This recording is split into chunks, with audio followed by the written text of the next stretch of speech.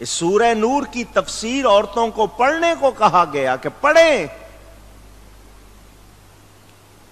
مگر ہم خود چاہتے ہیں کہ نہیں جی عورت ہمیں ایسی نظر آئے، جب آپ اس کو تھوڑی سی شے دیتے ہیں، آپ تھوڑی سی دیتے ہیں، وہ زیادہ لیتی ہے۔ اللہ فرماتا ہے وَلَا يُبْدِينَ زِينَتَهُنَّ إِلَّا لِبُعُولَتِهِنَّ أَوْ آبَائِهِنَّ أَوْ آبَاءِ بُعُولَتِهِنَّ أَوْ أَبْنَائِهِنَّ أَوْ أَبْنَاءِ بُعُولَتِهِنَّ أَوْ إِخْوَانِهِنَّ أَوْ بَنِي إِخْوَانِهِنَّ، اور اپنا سنگار ظاہر نہ کریں مگر اپنے شوہروں پر یا اپنے باپ یا شوہروں کے باپ یا اپنے بیٹے یا شوہروں کے بیٹے یا اپنے بھائی، او بنی اخوانہن او بنی اخواتہن او نسائہن او ما ملکت ایمانہن او التابعین غیر اولی الاربۃ من الرجال، اپنے بھتیجے یا اپنے بھانجے یا اپنے دین کی عورتیں یا اپنی کنیزیں جو اپنے ہاتھ کی ملک ہوں یا نوکر بشرطے کے شہوت والے مرد نہ ہوں، غیر اولی الاربۃ من الرجال او الطفل الذین لم یظہروا علی عورات النساء، یا وہ بچے جنہیں عورتوں کی شرم کی چیزوں کی خبر نہیں، وَلَا يَضْرِبْنَ بِأَرْجُلِهِنَّ لِيُعْلَمَ مَا يُخْفِينَ مِنْ زِينَتِهِنَّ، اور زمین پر پاؤں زور سے نہ رکھیں کہ جانا جائے ان کا چھپا ہوا سنگار، پینسل ہیل، اونچی ہیل، اب یہ تفصیل آئے گی نا، ابھی تو صرف آیت سنا رہا ہوں۔ وَتُوبُوا إِلَى اللَّهِ جَمِيعًا أَيُّهَا الْمُؤْمِنُونَ لَعَلَّكُمْ تُفْلِحُونَ،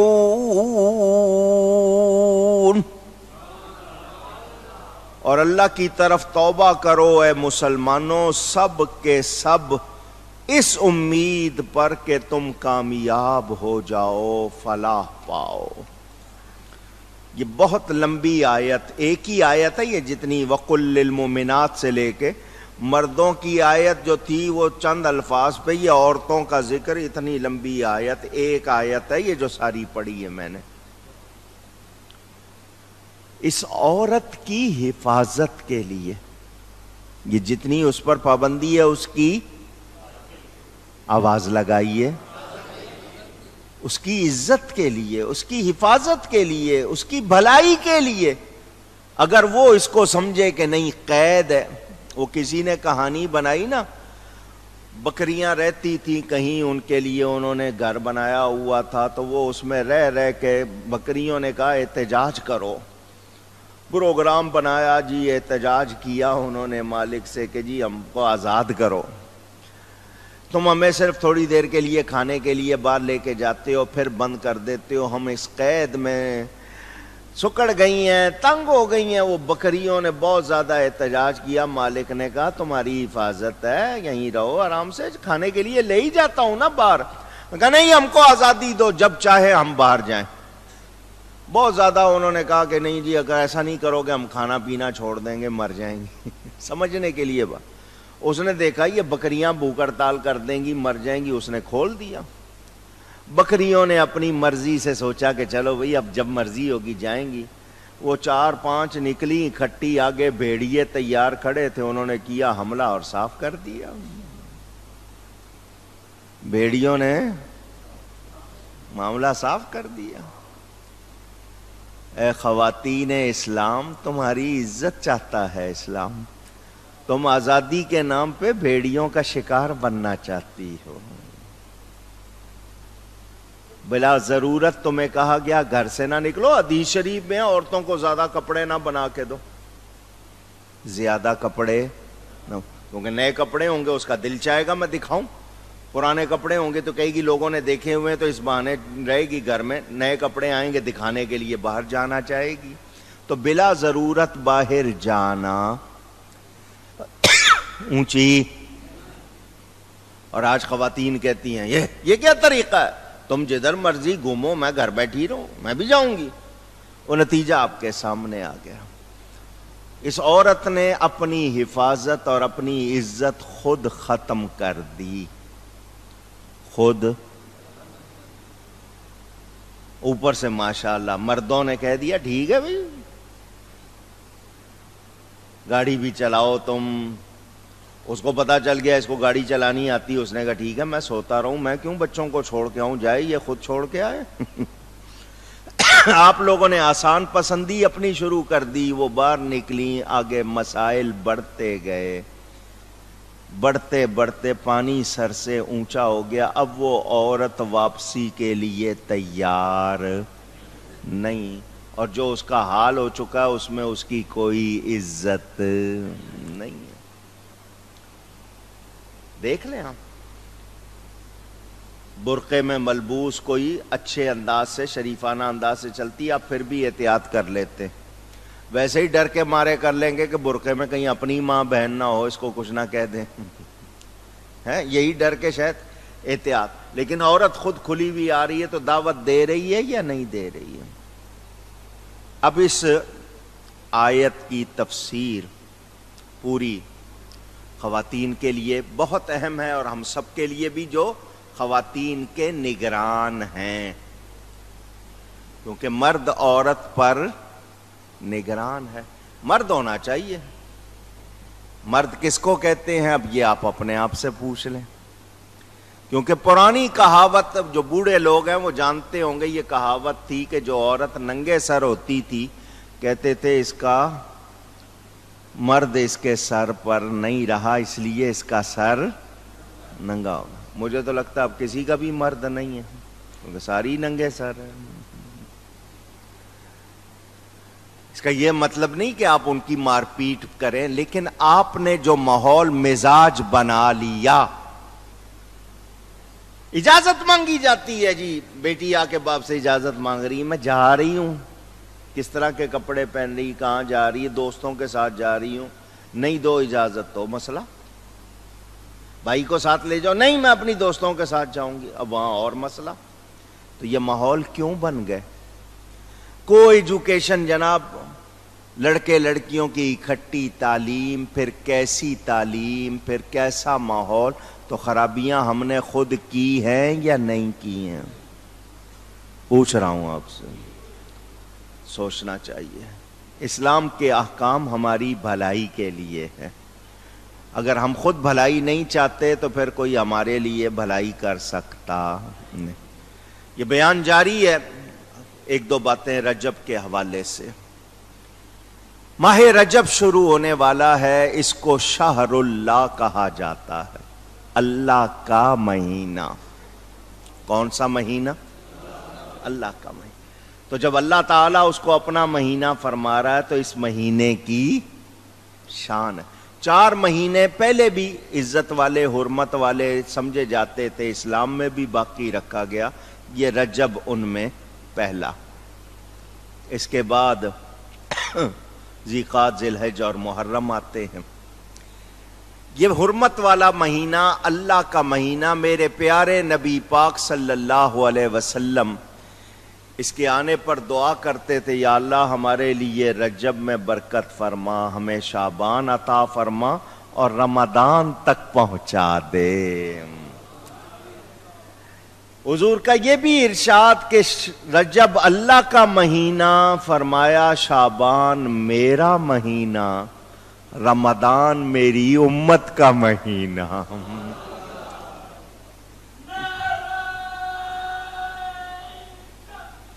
اللہ اکبر یا رسول۔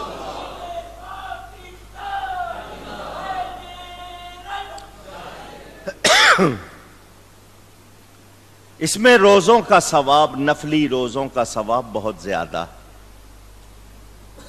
اس کی پہلی جمعرات کا دن گزاریں تو جو مغرب کے بعد رات ہے وہ لیلۃ الرغائب کہلاتی ہے۔ حضرت سیدنا نظام الدین اولیاء محبوب الہی نے اس کے بارے میں بہت کچھ ارشاد فرمایا۔ میں نے اپنی کتاب اوراد مشائخ میں وہ نقل کیا ہے۔ مغرب کے بعد جو نفل پڑھے جاتے ہیں اس دن روزہ رکھ کے جو نماز پڑھی جاتی ہے، پھر جو دعا کی جائے وہ قبول ہوتی ہے اور اس کا بہت ثواب ہے۔ پہلی رات کا بھی بہت ثواب، پہلے روزوں کا، یہ نفلی روزے ہیں، جو رکھ سکتے ہیں جوان ضرور رکھیں، بہت ثواب۔ اس مہینے میں بڑی خاص باتیں ہیں۔ پہلے 10 دنوں کو دیکھیں تو ایک ولی کا خاص ذکر ملتا ہے جس کا نام حضرت سیدنا خواجہ غریب نواز۔ یوں کہہ لیں کہ پہلے 10 دن، پہلا عشرہ ولی کا ہے۔ دوسرے 10 دنوں میں دیکھیں تو 13 تاریخ کو حضرت علی کی ولادت ہوئی ہے۔ تو پہلا عشرہ ولی کا ہو گیا تو دوسرا عشرہ علی کا ہو گیا۔ تو تیسرے عشرے میں دیکھیں تو 27ویں شب میں معراج ہوئی تو تیسرا عشرہ نبی کا ہو گیا۔ بڑے بڑے بزرگوں کا مہینہ ہے یہ، اولیاء کا، انبیاء کا، صحابہ کا۔ حضرت علی کی ولادت کے حوالے سے وہ بھی آپ کو انشاءاللہ وقت پر بتاؤں گا۔ کچھ لوگ کہتے ہیں حضرت علی دنیا کی وہ واحد شخصیت ہیں جو کعبے میں پیدا ہوئے اور مسجد میں شہادت پائی، یہ درجہ کسی اور کو نہیں ملا۔ میں حضرت علی کا غلام ہوں، ان کے نام پر جان قربان۔ بڑا مرتبہ، بڑا مقام ہے مولا علی کا۔ ان کا نام کتنا بڑا ہے، مجھے یہ کائنات اس کے سامنے چھوٹی لگتی ہے۔ بڑی شان ہے۔ مگر یہ کہنا کہ یہ حضرت علی کی خاصیت، مولود کعبہ کہتے ہیں، حضرت علی کے علاوہ بھی ہستیاں کعبے میں پیدا ہوئی ہیں۔ حکیم بن حزام وہ بھی کعبے میں پیدا ہوا، اور ان سب کو تو رکھو ایک طرف، حضرت عیسیٰ کعبے میں پیدا ہوئے ہیں۔ حضرت علی کی شان کتنی ہے، صرف یہ کہنا کہ کعبے میں پیدا ہوئے اور شہادت مسجد میں پائیے ان کی فضیلت اس سے آگے ہے۔ شرف ہوتا ہے اسلام کے ساتھ، اسلام کے بغیر کوئی شرف، ان کا شرف کتنا بڑا ہے کہ حضور فرماتے ہیں اے علی تو دنیا و آخرت میں میرا بھائی ہے، فرمایا تو ہر مومن کا ولی ہے۔ تو حضرت علی کرم اللہ تعالی وجہ الکریم کے حوالے سے جو اس طرح کی لوگ باتیں کرتے ہیں شیعہ حضرات، آپ نے ان پر توجہ نہیں دیں گے۔ ہم اہل سنت حضرت علی سے جتنی محبت رکھتے ہیں ان کو اس کی ہوا بھی نہیں لگی۔ سیدنا خواجہ غریب نواز کی چھٹی شریف مشہور ہے، اجمیر شریف میں آپ کا عرس ہوتا ہے، انشاءاللہ اس حوالے سے بھی آئندہ جمعہ ذکر کریں گے۔ پھر معراج شریف ہے، میرے نبی پاک کا خاص معجزہ، آپ نے جاگتے ہوئے سر کی آنکھوں سے اللہ کو دیکھا۔ یہ اس مہینے کی خصوصیات ہیں. اس مہینے میں زکوٰۃ فرض ہوئی. رجب میں زکوٰۃ کا مہینہ بھی اس کو کہا جاتا ہے. نماز بھی حضور عرش سے لے کر آئے اسی مہینے میں. بہت سے فضائل ہیں اس کے. ہو سکے تو کمر کس لے ابھی سے, تیاری شروع کر دیں. رجب ہے, پھر شعبان ہے, اور پھر رمضان ہے.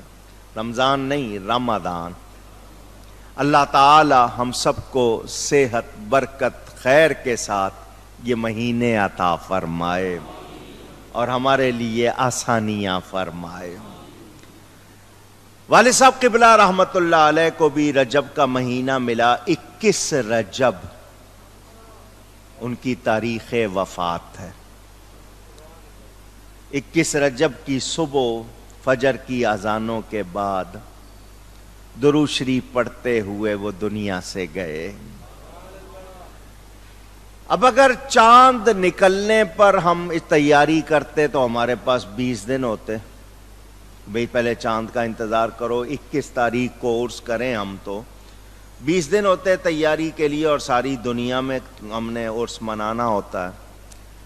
تو میں نے یہ فیصلہ کیا تھا کہ رجب کی تیسری جمعرات اور جمعہ, رجب کی تیسری جمعرات اور جمعہ, ہر سال اس میں ہم عرس مناتے ہیں.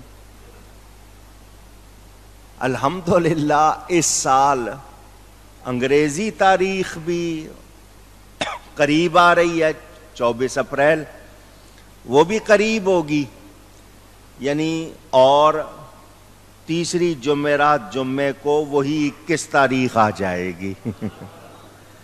عرس شریف مناتے ہوئے جو تیسرا جمعہ ہوتا ہے اس میں میں نے پوری دنیا میں جہاں جہاں بھی سنی ہیں ان سے رابطہ کرتا ہوں کہ وہ اپنی اپنی مسجدوں میں فاتحہ خوانی کرے. الحمدللہ اس میں کامیابی ہوئی ہے. خطیب پاکستان کی محنتوں کا نتیجہ, اللہ کا فضل, 50 سے زیادہ ملکوں میں ایسا ہوتا ہے جن کی ہمارے پاس اطلاع آ جاتی ہے, اور کتنا ہوتا ہوگا اس کا اندازہ نہیں. یہ تو وہ ہے نا جن سے ہمارے رابطے ہو جاتے ہیں. جی مثلا برطانیہ سے آ جاتا ہے کہ جی 500 مسجدوں میں فاتحہ خوانی ہوئی.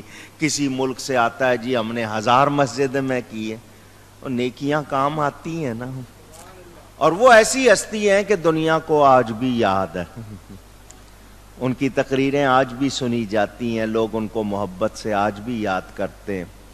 تو یہاں ان کا مرکزی عرس ہوگا. 28-29 اپریل ہوگی, اور رجب کی تیسری جمعرات اور جمعہ.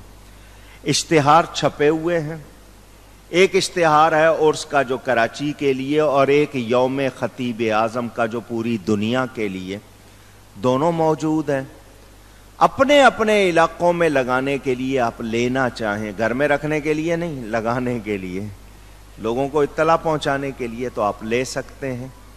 مگر ابھی نہ لگائیے گا, 10-15 دن پہلے, کیونکہ ابھی آپ لگا دیں گے اس پہ کوئی دوسرا اپنا چپکا دے گا. تو 15 دن پہلے لگا دیں, لیکن لے جانے ہوں تو لے جا سکتے ہیں. ہر سال رسالہ چھپتا ہے, وہ بھی چھپ چکا ہے اور پوری دنیا کو بھیج بھی دیا ہے, روانہ ہو چکا ہے. آپ کو انشاءاللہ اگلے جمعے کو ہم یہاں بانٹ دیں گے, وہ مل جائے گا. اگر کوئی باہر کا آیا ہوا ہے وہ لینا چاہے گا تو اس کو مل جائے گا, ورنہ اگلے جمعے. ابھی سے دے دوں گا نا آپ کے تو کہیں رکھ دیں گے, پرانا ہو جائے گا. مجھے آج بھی دینے میں کوئی اعتراض نہیں ہے, اگلے جمعے انشاءاللہ آپ کو وہ مل جائے گا. آپ لوگوں نے کوشش کرنی ہے زیادہ سے زیادہ قرآن کریم, درود شریف, کلمات پڑھ کے جمع کرنے ہیں تاکہ زیادہ سے زیادہ ایصال ثواب کیا جائے. حافظ آباد پنجاب میں مشہور ہے, وہاں پنجابی میں وہ زیادہ مشہور ہوئے, وہ اردو میں تو تقریر برائے نام کرتے تھے. خطیب الاسلام حضرت مولانا سید شبیر حسین شاہ حافظ آبادی والد صاحب کے ایک مرتبہ عرس میں بھی آئے تھے. شروع میں ان کے بیٹے اس وقت جو ان کے جانشین ہیں, انہوں نے خود محبت سے کہا کہ اس سال میں آؤں گا. میں نے کہا بسم اللہ. بڑے سریلے بھی ہیں. آپ کو سر بھی ملے گا سننے کو، سید بھی ہیں، عالم بھی ہیں، وکیل بھی ہیں تو وہ تشریف لائیں گے. ان کا نام سید وسیم الحسن نقوی ہے. تو وہ ہوں گے افریقہ سے، ہمارے مفتی اعظم افریقہ تشریف لائیں گے. مقامی علماء، آپ سب حضرات کو موقع ملتا ہے زیارت کا بھی، سماعت کا بھی. اور پھر رات کو، جمعرات کی رات کو جو پروگرام ہوتا ہے اس میں آپ کو حلوہ ملتا ہے، جمعے کے دن بریانی ملتی ہے، کھانا بھی ملتا ہے. پھر ثواب کتنا، تو آپ سب نے تیاری کرنی ہے. جہاں جہاں تعلق ہو وہاں بھی بتاتے رہیں کہ 29 تاریخ کو جمعہ ہر سنی مسجد میں فاتحہ ہونی چاہیے. میں نے پچھلے جمعے کہا تھا، حالانکہ یہ موضوع ایسا نہیں ہے کہ میں بیان کروں، لیکن میں پھر بھی آپ کے سامنے کچھ باتیں کر دیتا ہوں.